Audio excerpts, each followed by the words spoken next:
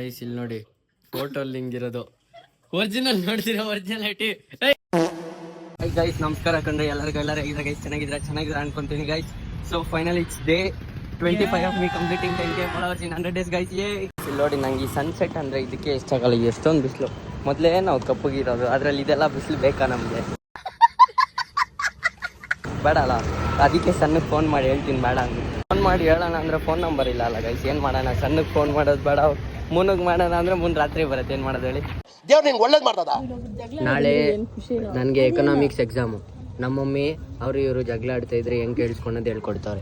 ಅದನ್ನ ಇವರಿಬ್ರು ಬಂದು ಕೇಳ್ಕೊತಾರೆ. ಅದರಲ್ಲಿ ಇದು ನಮ್ಮ ಫ್ಯಾಮಿಲಿ ಎಂಟರ್ಟೈನ್ಮೆಂಟ್.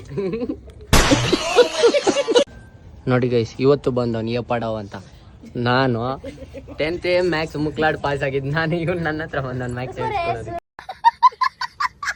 ಗೈಸ್ ಇಲ್ಲಿ ನೋಡಿ ಫೋಟೋ ಹಿಂಗಿರೋದು ಒರಿಜಿನಲ್ ನೋಡ್ತೀರಾ ಒರಿಜಿನಾಲಿಟಿ.